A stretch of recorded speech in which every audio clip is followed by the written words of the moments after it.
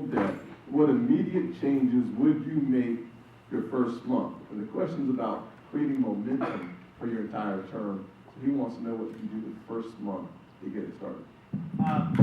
Thank you. First thing I would do is we would repeal Obamacare, which would be a huge thing that we can do. When I'm elected, my plan will be not just to get elected, but to get elected with a Senate that is not only in the majority, but has a strong majority.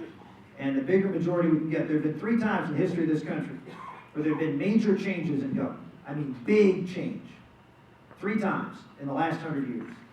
And those 3 times occurred at the New Deal, the Great Society, and the last 2 years under President Obama. Big fundamental shifts in the size and scale of government and its relationship to the people. What do those 3 things have in common? Anybody know?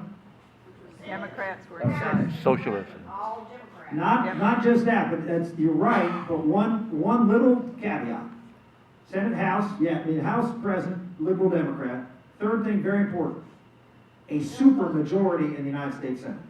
A filibuster-proof majority in the United States Senate. Those 3 times are the 3 times the Democrats had all those things. Now, how many times during the last 100 years do Republicans have a Republican president, Republican House, and a supermajority in the Senate? She's correct, never. And so when people say, why does the government keep getting bigger and we can't shrink it? Because you folks haven't elected, you being the American public, hasn't elected a majority enough to make that difference. Well, you did a great job, and I know there's a lot of 9/12 Tea Party folks out here. You did a great job in 2010 in getting us close. You certainly gave us a big majority in the House, but we fell short in the Senate.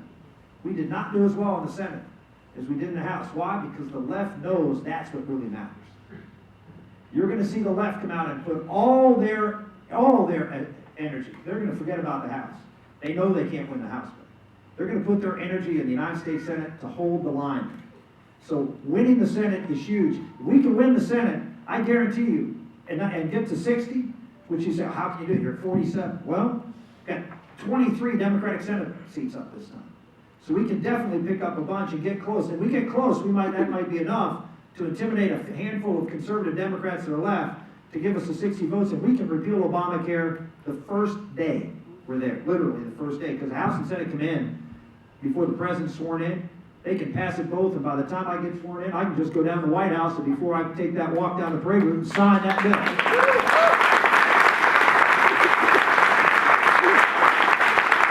So, you were talking about building momentum. That would be a huge way of building momentum to say the government's going to get out of our lives. There's several things we can do right away. We can put a pay freeze, for example, on. That's something that has to be done. We can put a hiring freeze on right away in the federal government. There are things the president can do immediately through executive order to save money for the federal government.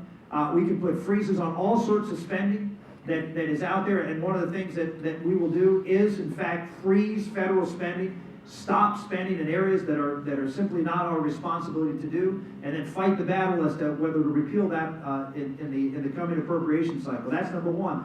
Number 2, we need to, as far as right away, I will go out across this country and start making the argument for a balanced budget amendment to the Constitution. One of the things I learned, you know, people say experience in Washington is a bad thing, and we don't want somebody who's been down there. We're talking about the President of the United States, folks. We're talking about a position where a little experience might go a long way. We tried no experience the last time around. How's that working out for America right now? Having someone who understands what's possible and what needs to be done because they've experienced it. Tim will tell you, I mean, once you serve there, you see all the ugliness that occurs. And I'm not talking on the Democrat side, I'm talking on our side, on how people just sell out and compromise unnecessarily. I know how that system works. We are never going to balance the budget. Let me just repeat this. We will never balance the budget unless we're going to change the rules. Unless we change the rules of how Washington works, we will never get that budget in balance given the demographic situation we're in right now.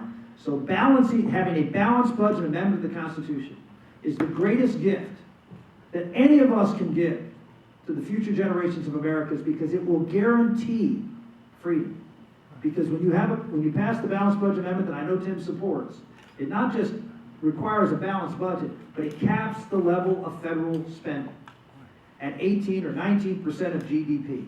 Once you do that, you guarantee the next generation that they will be free, because by definition, government will be limited to a very relatively small percentage of the overall budget of this country.